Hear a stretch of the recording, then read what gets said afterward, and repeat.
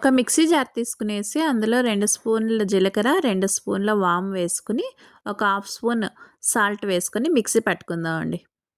చూడండి ఇలా మిక్సీ పట్టుకున్నాం కదా! ఇదంతా ఒక బౌల్‌లో తీసుకుందాం. ఇలా బజ్జీ మిరపకాయలు తీసుకునేసి మధ్యలో ఘాటు పెట్టేసి, అందులో ఉండే సీడ్స్ అన్నీ మొత్తం తీసుకుందామండి. అవి చాలా కారం ఉంటాయి కదా! అందుకే సీడ్స్ అన్నీ మొత్తం తీసేసుకుందాం ఇలా.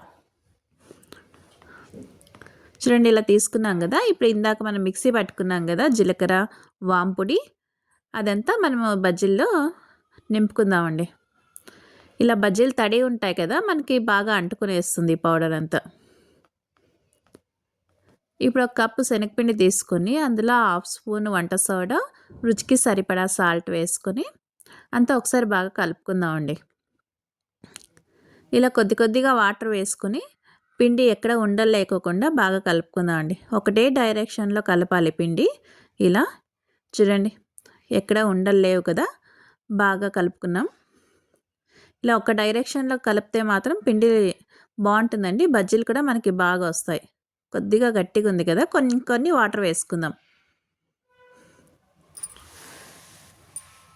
ఇంకొన్ని వాటర్ వేసుకొని ఇలా బాగా కలుపుకుందామండి.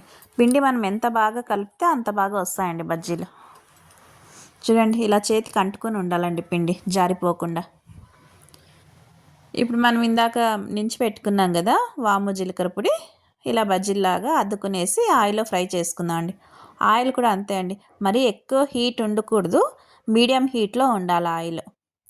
చూడండి ఇలా వేయగానే ఎంత బాగా పగిలిందో బజ్జీ. ఇలా పగిలిందంటే మనకి బజ్జీ పర్ఫెక్ట్‌గా వచ్చినట్టే అండి. ఇలా మిగతా బజ్జీలన్నీ వేసేసుకుందాం.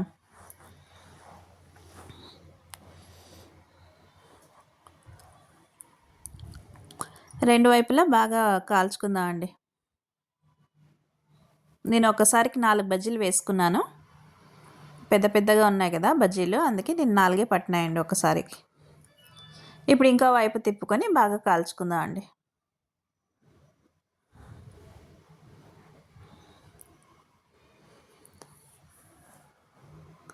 ఇలా రెండు వైపులా బాగా కాల్చుకునేసి ఒక ప్లేట్లో తీసుకుందామండి. సన్నగా కట్ చేసి పెట్టుకున్న ఆనియన్, కొత్తిమీర. దీంట్లో కావాలంటే మీరు ఉప్పు, కారం కూడా వేసుకోవచ్చండి. నేను వేయలేదు పిల్లలు తింటారనేసి ఇంకా ఉప్పు, కారం ఏది వేయలేదు. ఇలా బజ్జీలు చేసుకున్నాం కదా! అవి మధ్యలో ఇలా కట్ చేసేసి మనం ఇందులో నింపుకుందామండి ఆనియన్, కొత్తిమీరని. కొద్దిగా ఇందాక మనము మిక్సీ పెట్టుకున్నాం కదా! జీలకర్ర పొడి కూడా కొద్దిగా పైన వేసుకొని నిమ్మకాయ పిండుకుంటే బజ్జీలు అయితే రెడీ అండి.